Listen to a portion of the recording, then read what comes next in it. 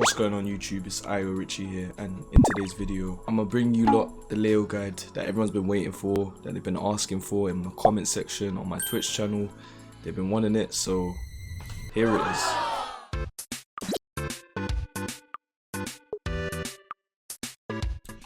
So when people have looked at Leo as a character, they've always seen Leo as a all-round character, or rather a well-rounded character. So what is it that makes a well-rounded character? Well, it's moves that have insane range, moves that give you plus frames and have good counter hit properties as well. Fast pokes, although nerfed in Tekken 8. Fast strings that can add pressure. Good lows.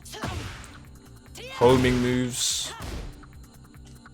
Powerful strikes that now go into a new that now bring out a new install mechanic. Overall, you know, having transitions that are cancelable, magic 4 counter hit properties. You know, this character has a bit of everything. You know, that's why they call him the jack of all trades, master of none. Bear that in mind. But we're going into a new game now. Things have changed. I believe with some time we'll figure out, a new name for what Leo is in this game. I don't know if it will be the jack of all trades. I don't know. Maybe this character will thrive in some other areas. You know, we're very early days, but we'll see what it looks like later down the line.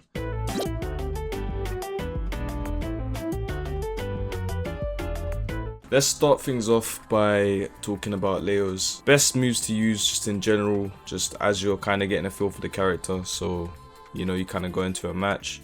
You might not be grinding out practice mode, you might not have a game plan and stuff yet, but you want to look at moves like Leo's single jab, +8 on hit. Being +8, you're very plus, so you can kind of go for whatever move you want to after that. Down forward 1, same kind of scenario, +7, a little bit more pushback, but same kind of concept. Down forward 1 pressure is always extremely strong. Down forward 1 on block is only -1, so a lot of characters in Tekken, they don't really have -1 down forward 1s, so being able to use a character that has a -1 down forward 1 is a bit of a privilege, to be fair, especially when it has a follow-up as well in down forward 1-2, which has a counter hit property. So yeah, like looking at the faster pokes is what's gonna basically help you hit your opponent, because if you're only using big attacks, you will find yourself getting counter hit and stuff like that. So if you can control the game with your jab, your down 4, your generic low, adding movement to these moves as well, just to kind of move around your opponent's faster attacks as well. Obviously bigger attacks might call you out, like homing moves, stuff like that. But generally, if you stay solid, try and figure out how to comfortably move around while just using little pokes and stuff, you can really annoy your opponent. Like, there's times where I'll be playing against someone and they will just do generic low, generic low, generic low, even though it's launch punishable. But it's just like you're just trying to use fast attacks that are gonna annoy your opponent. Obviously in this game, this situation has been nerfed to the point where, like, okay, so for instance, obviously not everyone's just gonna do generic low, generic low, generic low, because full crouch generic low was launch punishable in Tekken 7 as well. So someone might do generic low and then maybe even try and cheeky crouch cancel generic low, or just something like that, basically, just to be annoying. It's a bit advanced, I guess, but yeah, just things like that, just doing repeated lows, like, can really annoy someone, really get in their head, and then they start ducking randomly and then opens them up to mids. Obviously you got a homing down forward 3, which is pretty fast, so something like a jab on hit into down forward 3 is a good strat, just to safely attack your opponent and not worry about being punished. But other than that, you got crouch dash. You got a lot of moves attached to crouch dash. QCF 2-1, QCF 1, QCF 3+4. Maybe if you want to throw out QCF 4 1+2, just to throw your opponent off and maybe get off a cheeky heat engager. Yeah, you got a lot of options. If you want a wall splat from QCF 2, you now have access to QCF 2-4, and I thought it's pretty interesting that, like, now if somebody whiffs when you do Kempo, you can come back in and wall splat them with this. And like this is a 40 damage wall splat. So if you do a proper combo, you're looking at probably 90 odd damage. Like the move itself is unsafe, so bear that in mind. -11, even though it's duckable and sidesteppable, but I understand why it's -11. It's all good. Like it's calm. Let's look at some other moves. We got down 1, -2 on block, +5 on hit. So if you do land this on hit, you know, a down forward 2 follow up might be your go-to. But just noticing that it lands on hit is a big deal, because if you don't notice that it's on hit and then you go into crouch and then go for something else, like I don't know, full crouch sweep, and then you get mashed out by like a hop kick or something, you're just thinking, you're just left scratching your head. Like, so you do need to actually be aware of what's actually happening on the screen, like whether it hits, whether it's on block, because the situation on block is not bad. You're -2 if you go into crouch. You can go for, well, it used to be typical that you'd go for a while standing 4, because you'd get a lot of trades with, like, let's say down forward 1, and then sometimes you get a full combo. That's been nerfed in Tekken 8. So now you're probably thinking more about either going for the full crouch sweep or moving, because that's what's basically changed in that department. Maybe a down 1 into a jab can suffice, but yeah, down 1 has been slightly nerfed due to the counter hit change. Obviously it's not a counter hit launcher anymore as well. You get a guaranteed stomp follow up. A move that has changed and is now an insane move.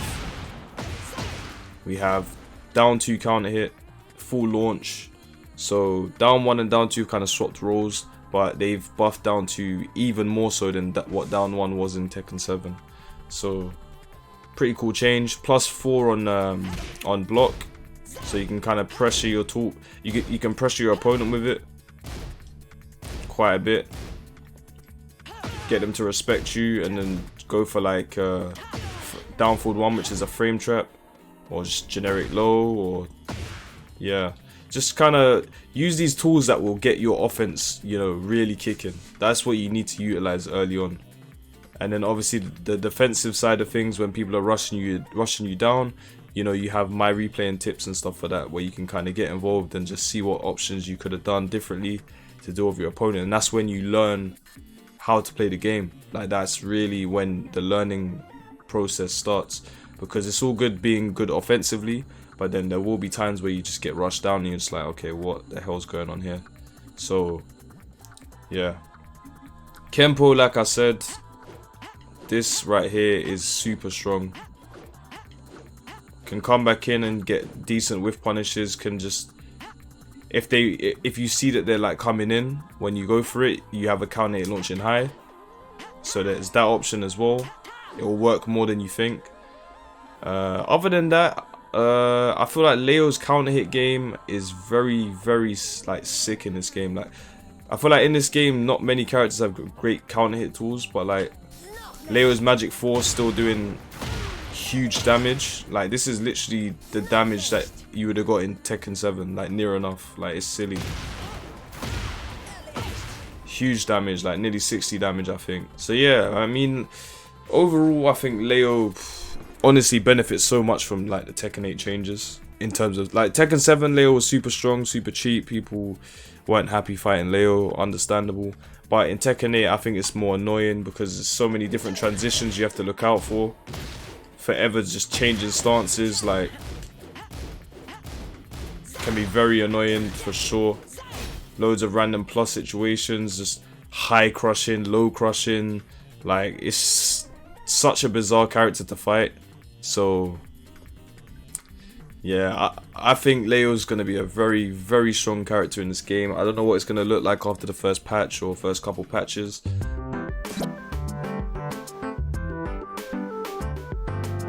Right, so generally thinking about Leo in Tekken 8, and obviously the new mechanics, you know, the heat thing, all of that kind of nature.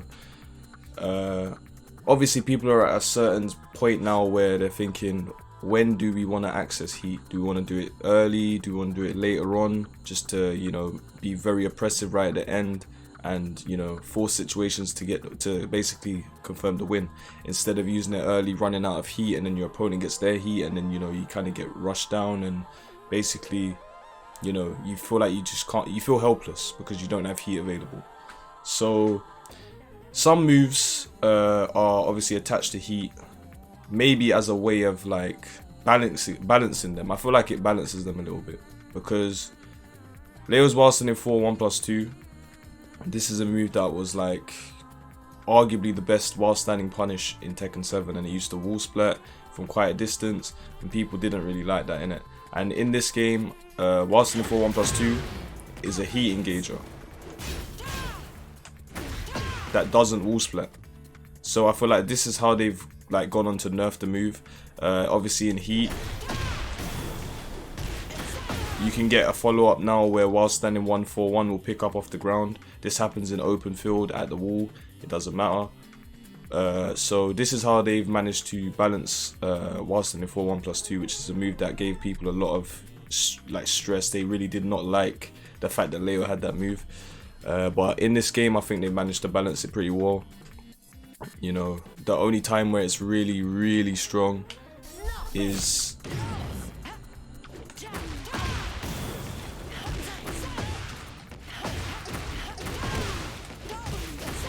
there.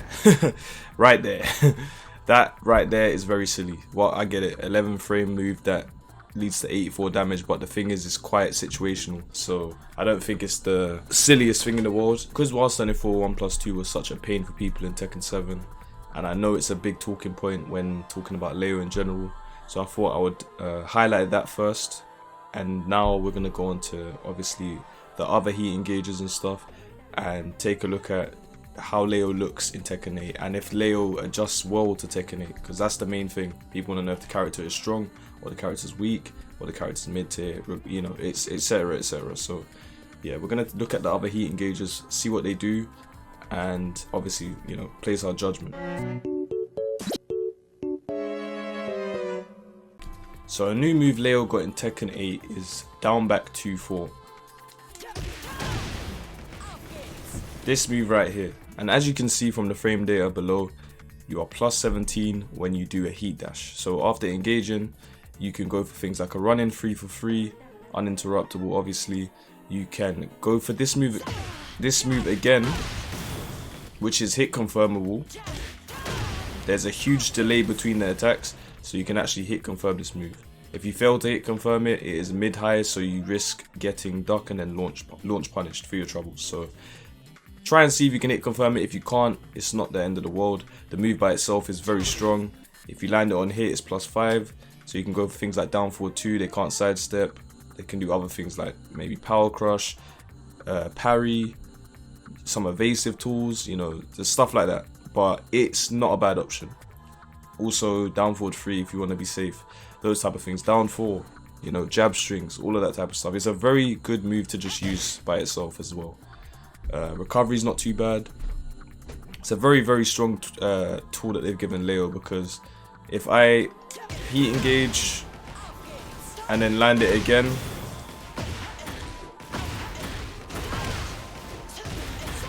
I'm potentially getting big damage. Like you understand the power of what this move is doing basically for people, because yeah, if I hit confirm that from, let's say, the round start, I am getting so much damage.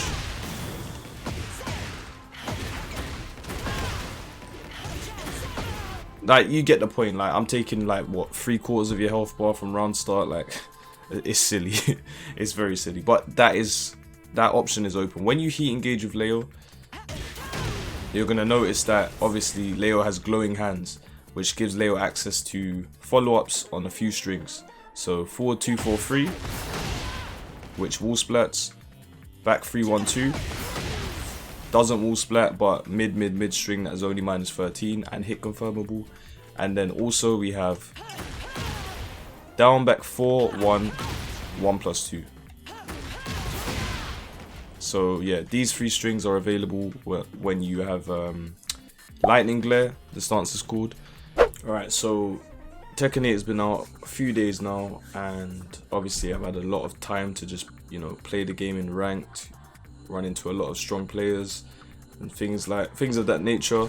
So this heat engager, I would say, has been the most effective one for me because, you know, like I said, people are pressing a lot, people are challenging a lot of situations that are minus for them, but they don't really care because the game is just buttons, buttons, buttons. So this situation here, I've been able to land so much. So if I do forward 4 or anything that leads to forward 4, like so, basically if I press the 1 and then delay the 2, people will always press into it, or they'll duck, or they'll try and move, or just, you know, something like that, and they will just end up getting hit by the follow-up. So many times where if I have heat engaged, I can kind of just go for something like this and then get the heat engager off. Like, it's very, very common in my gameplay. If you watch my streams, you would know that I connect this move quite often. So I've had a lot of joy with landing this attack. I'd say this is honestly one of the better heat engagers, just because, like, you can just decide if you want to, like, win the game basically, just based off how people deal with K&K stance. And obviously it's a good pressure tool anyway, but like if my opponent has like 60 HP left and I'm in heat, then I know which heat engager I'm going for if I'm in stance. In neutral, fair enough, I could go for a down back 2, which is obviously insanely strong as well, but honestly, being able to do this into, you know, being able to do forward 4 into K&K 1-2 is just insanely strong, and the fact that I can delay it as well throws so many people off. So yeah, this one here being a launcher as well, very, very strong, very, very strong. Okay, so on to the next heat engager that we have a power crush heat engager, which is bot 1+2. So those that aren't familiar with the term bot, it's what we use for bot down 1+2. So this stance here, BOK stance is what we call it. And having a power crush heat engager is kind of crazy, because if we set up a situation where I do forward 3 into box stance, as you can see, heat engager, if I do the wrong thing here, obviously the heat engager will work, and obviously bear in mind it's an aggressive game, so people press quite a lot. So it's very convenient for us to have a power crush heat engager. So how it looks when it connects on hit, obviously the heat dash, I'll be able to do a guaranteed stomp follow-up, which is pretty cool. I can also utilize it in combos. I'm going to show you that later on. I'm going to show you how all of them function in combos, so look out for that a bit later on. But yeah, this is a very strong tool to just have, to just kind of throw out, you know, if you want to just like test someone's knowledge just very quickly. And this could make or break how it goes in a tournament set, because matches go so fast when playing Tekken 8. That's one thing that you have to transition to when coming from Tekken 7 to Tekken 8. Like, the gameplay has just changed so much. Like, the game could just turn around in a blink of an eye, and it's gonna be exciting. But yeah, that is how bot 1+2 heat engager works, and I think it's pretty strong, to be fair. We're gonna get into the other two now. Finally, to round up the heat engagers that we have back 2 1+2, full launcher in heat, which makes this move quite insane. You know, having a 14 frame launcher, pretty cool in combos. Nothing more to say than the fact that it's a 14 frame launcher, to be honest, and it has utility in combos. So yeah, that's it for Leo's heat engagers. I found that K&K 1-2 was definitely, you know, the go-to. Down back 2-4, if you can hit confirm it, is pretty strong as well. The combo you get if you land it on normal hit is absurd. So I mentioned previously to you guys that I'll be showing you a down back 2-4 combo during heat. So take a look at this.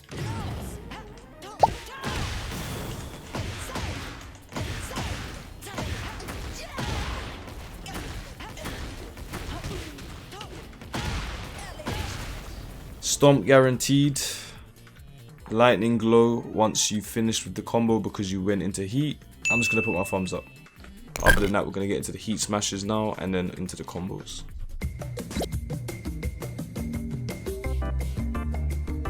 Okay, so moving on to the heat smashes, Leo has access to a mid heat smash and a low heat smash. One from stance and one just in neutral, which amplifies Leo's back 1/1+2 with a third kick, which is a high,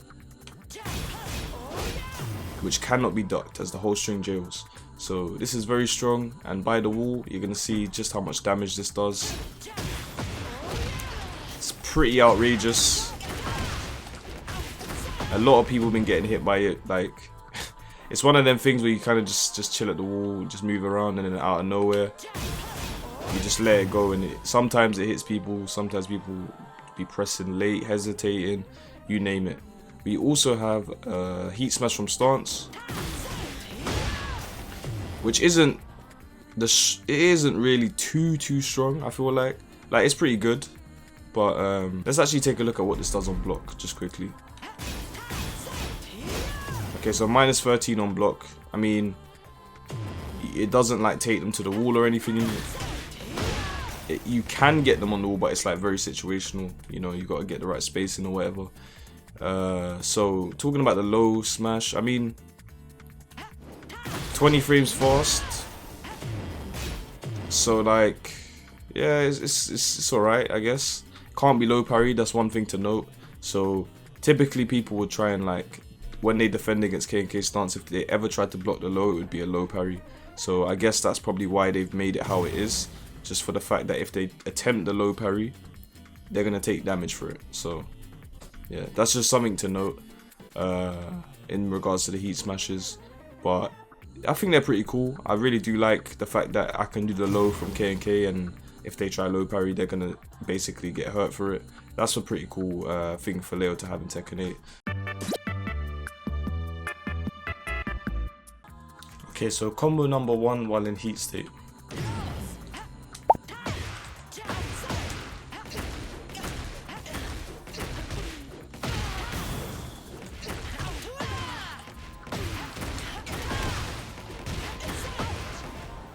With combo number 2, I'll be showing you the K&K 1-2 heat engager.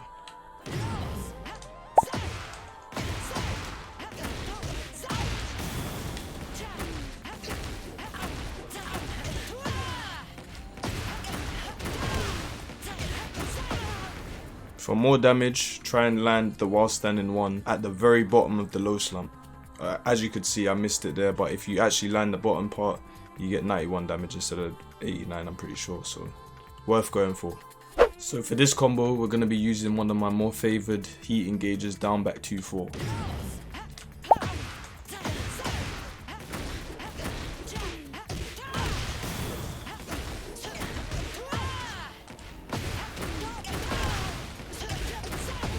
.97 damage.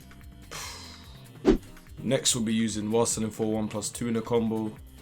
You'll notice that, like, heat engagers, in terms of in combos, they kind of, you know, resort to doing the same thing in a sense.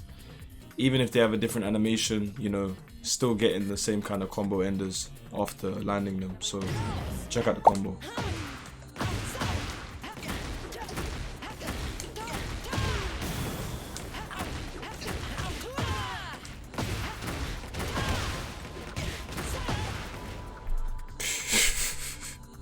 These combos are so fun to do. I genuinely love them. Last but not least, we're going to talk about back to 1+2.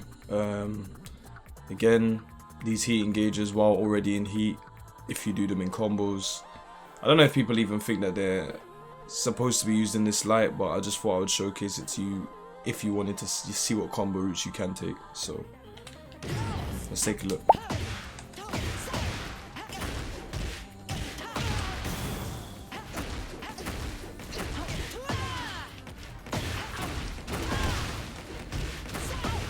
So yeah, there you have it. There's the heat combos. Let me know if you like them, if they look cool. Obviously, you can get more creative with them now that you know what's available, what works. So yeah, link me to any sick combo ideas you have, and I'll be sure to check them out. So if you are a new Leo player, you're probably wondering what K&K is.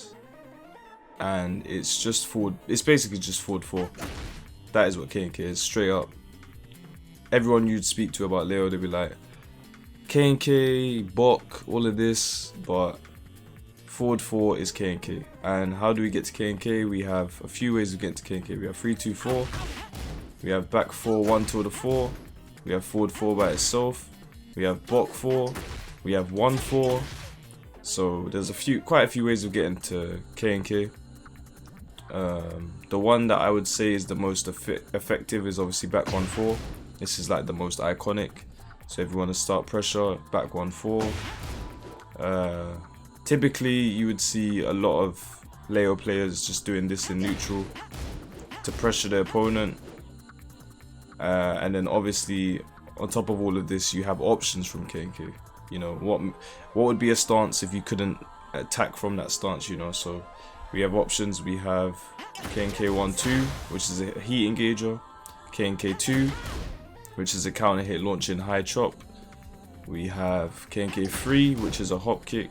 K&K 3-4, which is a hop kick that screws.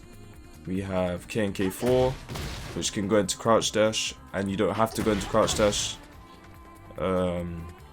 K&K 3+4, and also K&K 1+2 for a safe mid. So those are the options, but let's not forget that we can also crouch dash out of K&K stance. So that gives us access to all of our crouch dash moves as well, making this stance an insane pressure tool and a big part of Leo's whole neutral game plan. So yeah, forward 4 is something you can't play this character without. Whether you're using back 1-4, whether you're using Bok 4 just in neutral. Obviously Bok going under highs. Imagine you're playing against a Mishima and you want to get under electrics and stuff. You know, this would be your kind of approach. So yeah, K&K stance options are there. If you want to look at what they do on, like, let's say counter hit, you'd be looking at this move here.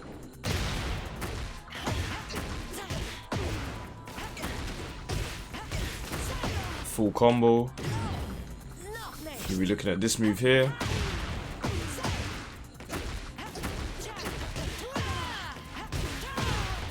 So yeah, full combo. You'll be looking at this move here. Obviously I'll drop the combo because, you know, I'm recording. That's how it goes. That's how it goes. But yeah, so K&K has a lot of scary tools. Obviously I showed you that you can use it as pressure. There's counter hit buttons attached to it. There's also high crushing low, which can be very strong. So yeah, that's K&K stance. Obviously all of the different ways of transitioning into it have their own purposes. Like I said, this is such a strong tool just for getting away from your opponent and then getting back in with down forward. Just to come back in and maybe whiff punish someone. So yeah, it's a very strong stance. I think Leo is quite stance heavy in this game. A lot of new transitions. So definitely worth taking a look into the stances when looking at the move list and kind of figuring out which of these moves you want to utilize with the character. So in Tekken 7, when playing Leo, it was very known that back 1-4 was the string that everyone wanted to deal with, but struggled to deal with. In Tekken 8, they only went and they took it to the next level basically, and they added a bit of sauce to it as well.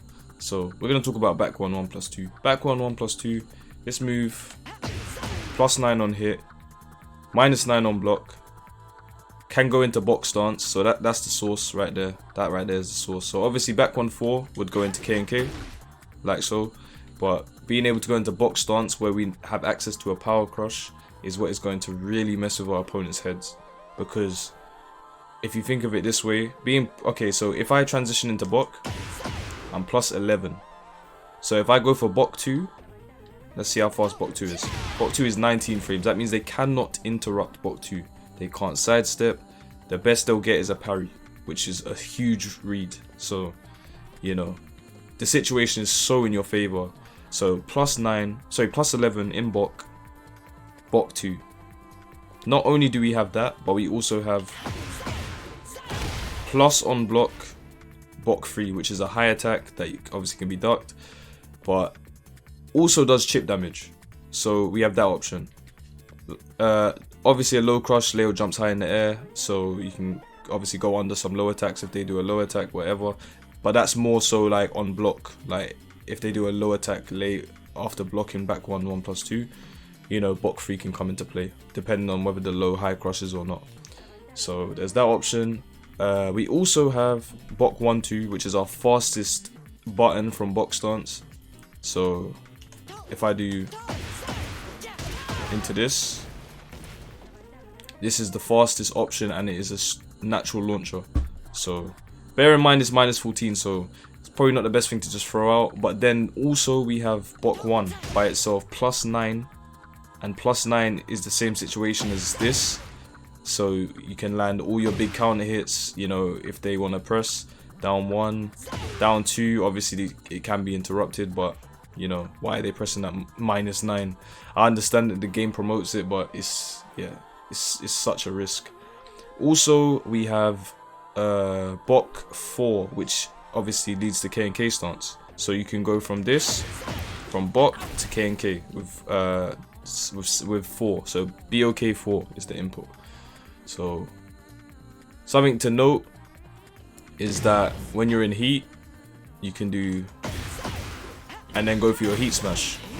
So that option is available, and I feel like people need to kind of, you know, because it's confusing at first, you know, going through all the different transitions and stuff, you know, understanding that your heat is active, you know, all of that type of stuff. So having that kind of go ahead, like to know that, oh, I'm in heat, I have heat smash available. People like to low parry K and K4, and the heat smash itself will blow up people that try and low parry it. So something to just think about. So in Tekken 8, Leo was given a new install mechanic called Lightning Glare, and these are the moves that Leo has available while having glowing hands. Forward 2-4-3, back 3-1-2, down back 4-1+2. So all of these moves obviously have different properties. Forward 2-4-3 is a full jailing string. So the third follow-up will wall splat. Unlike the other follow-ups on the other moves, back 3-1-2 unfortunately doesn't wall splat anymore. Down back 4-1+2 doesn't wall splat anymore, and I mean it makes sense because now we're not risking too much because we're not key charged as we were in Tekken 7. So back then they would wall splat. So it's an interesting change, to be honest. Some things to note: back 3-1 is a natural combo. So if you do have the install available, you can hit confirm the follow-up. Down back 4-1+2, I mean if you get the hell sweep, you can confirm the follow-up there as well. So how do we get into this install mechanic? We have 4 different ways. We have while standing 1+2. We have down 4-2. We have forward 2. And we have up forward 1-2. So all of these will transition into the Lightning Glare stance, where you can obviously start using said moves.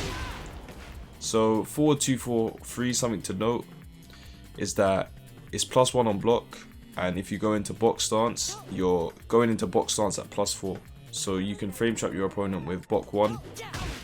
You can take your frames and expect your opponent to kind of freeze up and go for Bok 3 to get more plus frames.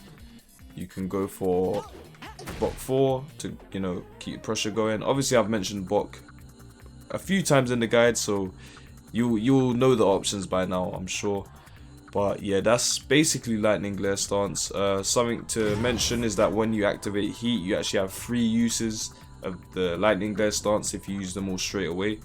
So if I use one now and it ends my heat, I will only have one more available. So while heat is active, Lightning Glare will always be available. So the string that you use that gets rid of the heat will result in you having one last Lightning Glare. So in Tekken 8, Leo is a character with quite a few parries. I'm gonna talk you through them now.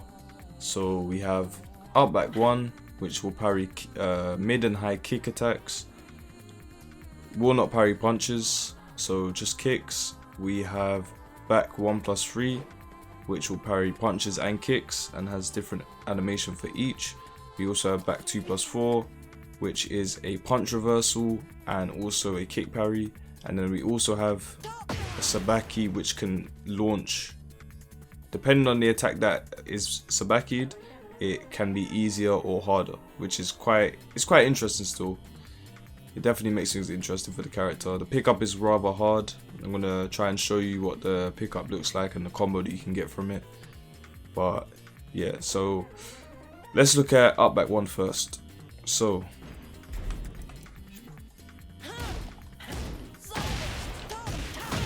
as you can see, all of that was a combo, and this is because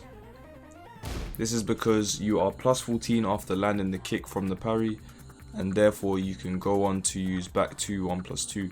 It has to be a mid that you use because the opponent is in crouch, so bear that in mind. Going on to the next parry, we have back 1+3, where you get a guaranteed follow-up into lightning glare. So something I didn't mention in the lightning glare part of the guide is that obviously the parry would give you access to lightning glare as well, because I actually didn't know that, which is quite good, to be honest. It's quite good. You know, you want to be using parries, especially if it's going to give you lightning glare. Imagine early on that you just get it without needing to punish anything or just throw out a random forward 2 or something. So it's good to know that you can get that. Let's look at back 2+4.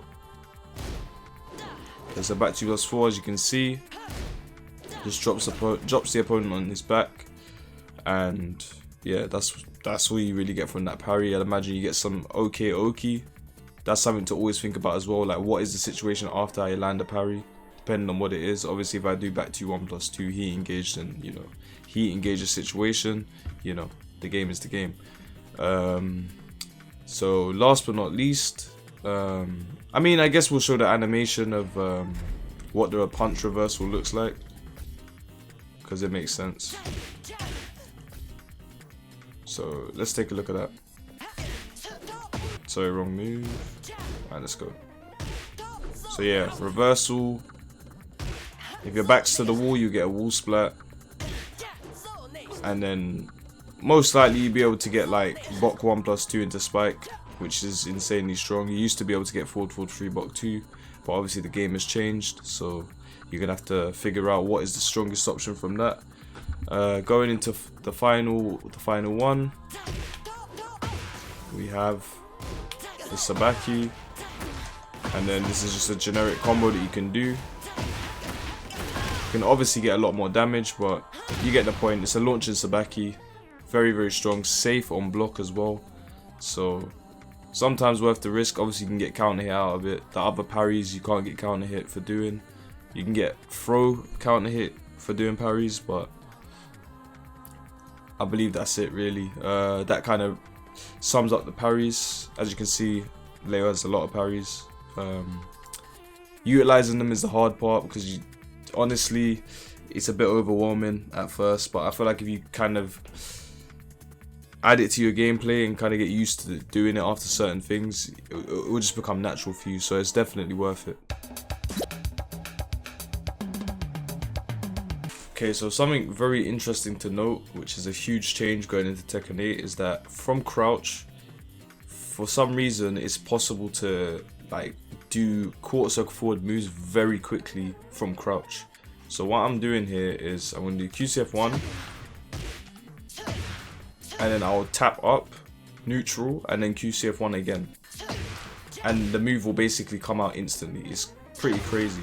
I feel like I can now like spam this move like never before. And this move is so strong. Counter hit move into whilst in the 4 1+2 heat engage. So literally this move now is gonna force people to like interact basically. It's just mad. Like, before it would be a thing where I might do like this and then crouch cancel and do down forward 2+3 maybe, or just do the full crouch sweep. But now I can kind of keep things a bit safer. I don't have to risk doing a crouch cancel. Like, I'm literally just tap up, Just do it again. Tap up, do it again. Tap up. Like, this is insane. So this in this game now, it has just become 10 times stronger, in my opinion. Definitely use this. Like, you have to use this. This is crazy. Like, I wasn't thinking about it. Like, I saw some Dragunov players were doing quarter circle back 2 from crouch or stuff like that. I didn't really look at how it would affect Leo. So I'm just bringing that to you guys now through this guide. So yeah, definitely take advantage of this. I mean, you have access to all your quarter circle forward moves from crouch. Like, I can do anything.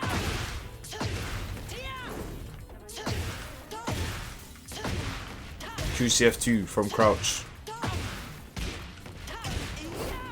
Like, the possibility is endless, and I will be spamming this from now on. Listen, I know you lot are gonna get tired of me saying this, but we're gonna mention Lightning Glare again. I've got a video on it already.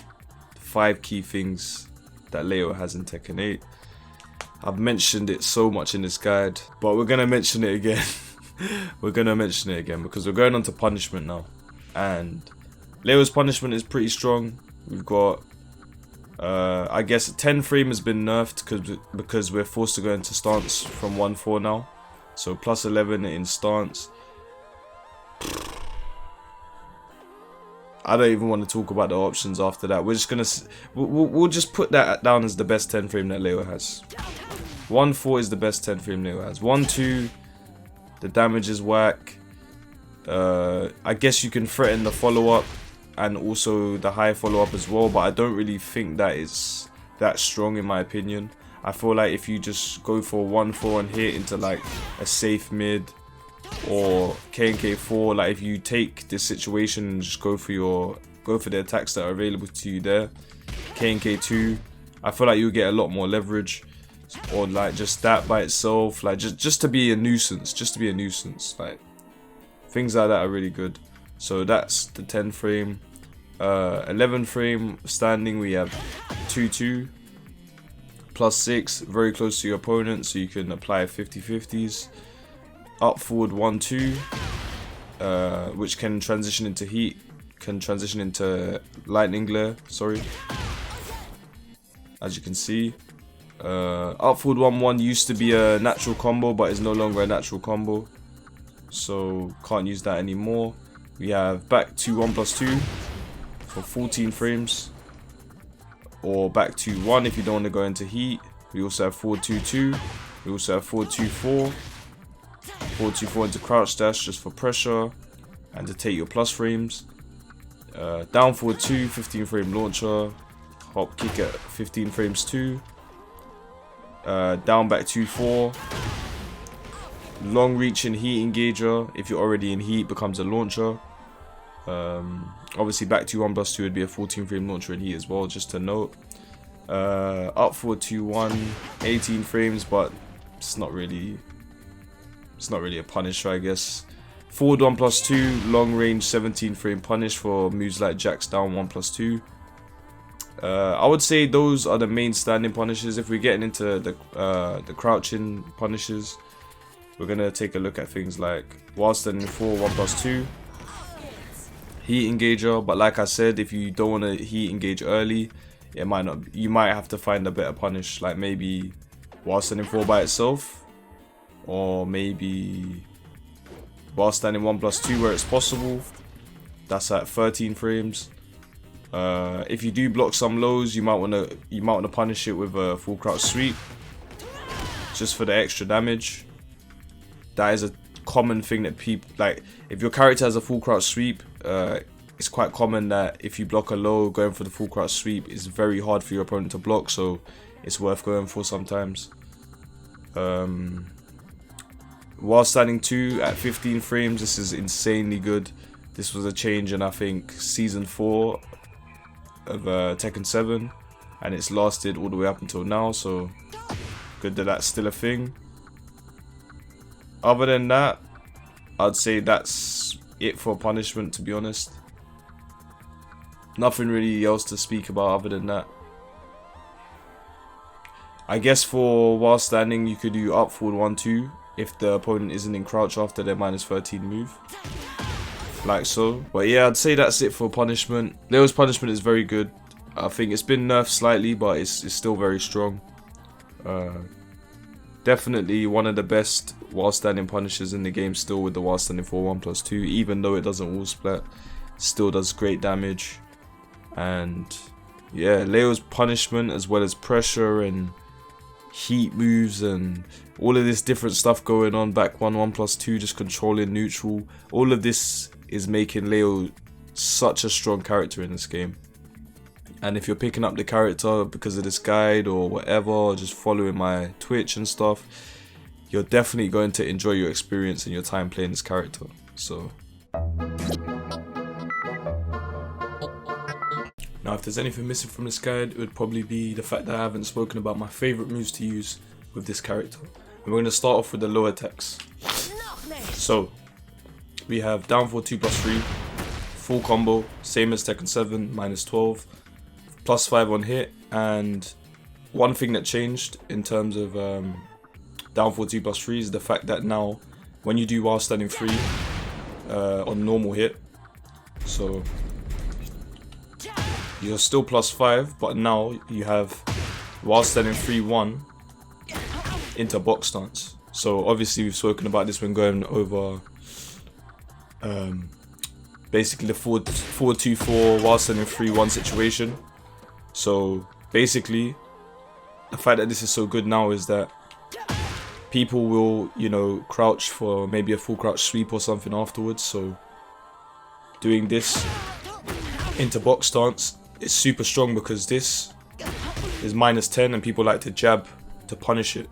So you can literally call out a jab with bot and potentially get a full launch. So we have that. We have QCF1, -1 low, counter hit into heat engager, guaranteed. Nerfed from Tekken 7 damage wise, but you know, going into heat after 37 damage isn't too bad. So yeah, you have QCF1, -13, so be careful using it against characters like Azure because they can launch punish it. But against most characters they only get they only get a small punish, so it's not the end of the world. Down 4, so this move has been buffed in this game. It's gone from -1 to 0. And one thing that is good to note about this move is the fact that a lot of people, when they go minus, they challenge with power crushes. So down 4-2 is a lot more viable in this game than it was in Tekken 7. Because in Tekken 7, don't mind, sorry about my voice is dying right now. It's winter, you know, these things happen. So I apologize in advance. But yeah, down 4-2 is way more viable in this game. So if you think someone's going to challenge with a power crush, in let's say in this situation, you know, you could check with a while standing 4, you know, safe while standing 4, which has been changed as well. So yeah, when you get plus with Leo, you might want to just do this, down 4-2 into lightning glare, and then obviously now you're in lightning glare, your opponent has to worry about more things. So if you do land a down 4-2, I generally think you should use it a lot more in this game because it's definitely a lot more viable.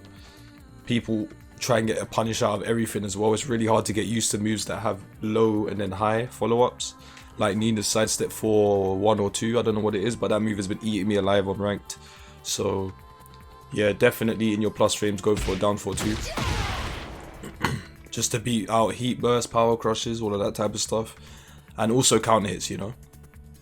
So that move is very good as well. Moving on to another move, we have sidestep 1+2.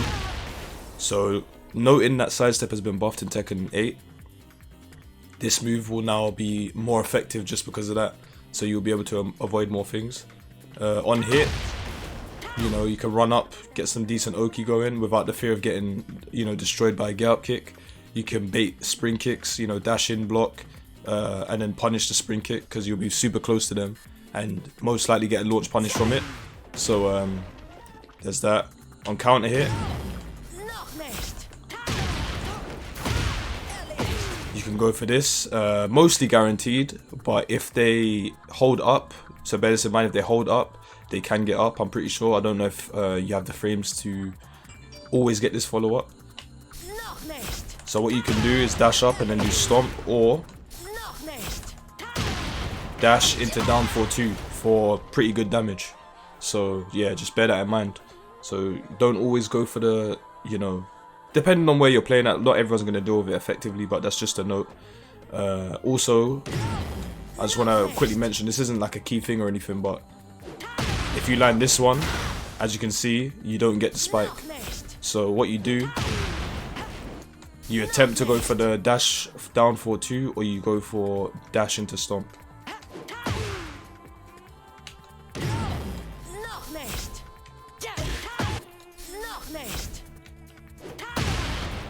Yeah, so something like that basically. So yeah, sidestep 1+2 is very good. Forward 2-2 is it's whatever. It's whatever. I just wanted to show you like that in terms of like the spike moves and stuff which you could get, just to show you that some of them are different. So yeah, another low we have to talk about is full crouch down forward 3. So this move, you have the option to go for block 2 afterwards.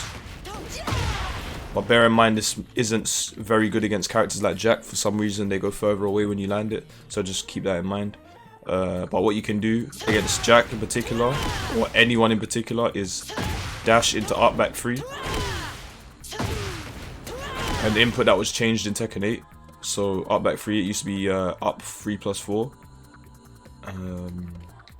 So yeah, and then I guess other than that, you know, down back 2-4 is like Leo's best move in this game. Hit confirmable, heat engager. When you're in heat, full launch. So your opponent really has to think about that. And then I think we'll end with KNK4. So yeah, KNK4. I don't even want to talk about the counter too much, but basically, higher up the rank ladder, you will find that like when you go into crouch dash after this, people will think, oh, okay, let me, you know, try and launch him or something because he's super minus. So when people start doing that, you can kind of just do that and then hold back and then punish them, which is quite interesting to note. So they won't always go for their, you know, -12 punish. So bear that in mind. So if you commit to the crouch dash, you are launch punishable. But if you just do the stomp, you can just hold back, and then obviously if they go for something that's punishable, you punish them back. So that is just something sick to point out. Obviously it's a counter hit launcher, so that's amazing as well. In neutral you get a full combo or whatever, but yeah man.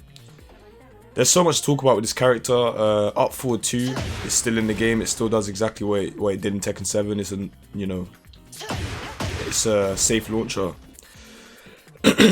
Sorry. It's a safe launcher that obviously has mix-ups, because obviously if I don't do the follow-up, I'm super close to my opponent.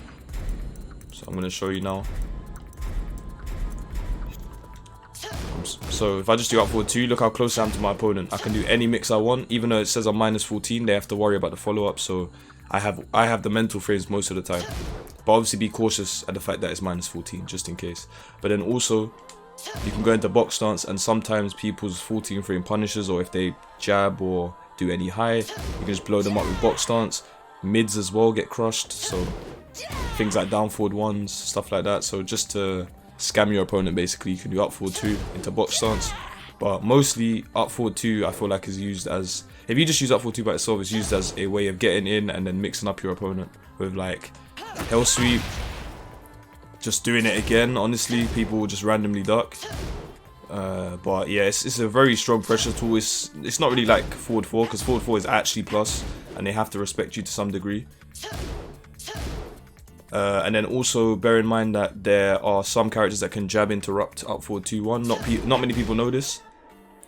And also sidestep right dark. Some evasive moves will beat it.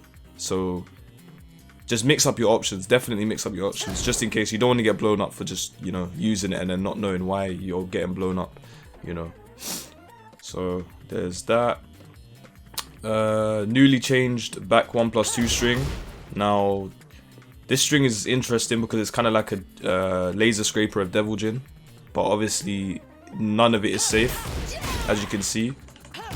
But it's just the fact that, you know, I can delay the final hit, I can do it immediately, I can do just the first 2, and then you kind of freeze up. Like, So you can kind of mess about with it. Just make sure you just don't do that by itself, because you're minus 24 and no, people will see that and just they'll punch you up.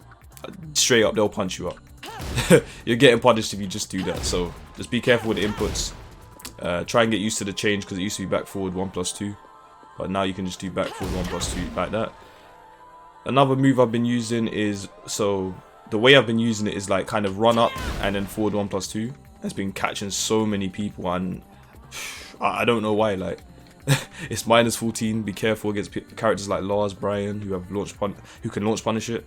But honestly, run up forward 1+2. This strat has been eating people alive. I genuinely like it a lot, especially on wake up. Like if you knock them down with, let's say, sidestep 1+2, run up forward 1+2, just something like that. Like it's crazy. Or hell sweep, run up forward 1+2. There's quite a lot of pushback as well, so you never know. Some characters follow-ups punishes might whiff. So something to think about.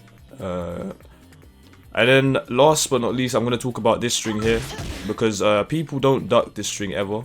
So this string on block -4. So you can kind of just play about with this string as much as you like, really, because people will never duck it. So you can kind of see what they go for. You can go for a down forward 2+3 after. You can go for sidestep 1+2. You can go for sabakis, parries, you name it. Like this move sets up a lot. Being -4 sets up a lot with Leo. Obviously in Tekken 7 it was 1-4, that was -4 on block, and we could kind of go for parries, you know, basically whatever we want. Also it sets up down back 3 as well, so if you want to crush some mids and stuff, evade some jab strings, you know, the options there. But yeah, I just wanted to talk about, you know, some extra moves that I might have missed out in talking about previously in, you know, the guide so far that you've seen. I hope you like the guide. Obviously, I don't know why I'm doing my outro and, you know, the part where I'm kind of just generally talking about Leo, but I just wanted to get the guide out. The segments are all over the place. Obviously, big shouts to my editor, AzureSky. I'm sure he's going to help me a ton with this. And we're going to get it out for you guys as soon as possible. So, yeah. I'm talking in the future right now. So when you see this video, I'm going to be talking about we're going to get this out in the future. But I'm doing that thing again where I just waffle. And if you want to hear more waffling from me, find me on twitch.tv/AyoRichie. You will hear a hell of a lot of waffling. Take it easy, guys. I hope you enjoyed the guide. I've been working my ass off to try to get this out. I'm not good at this stuff. I'm very new to this. But yeah, take it easy, everyone. Have a good day. Please like, subscribe, leave a comment. And I'm going to keep the content rolling. I'm trying. Have a good day, everyone. Peace.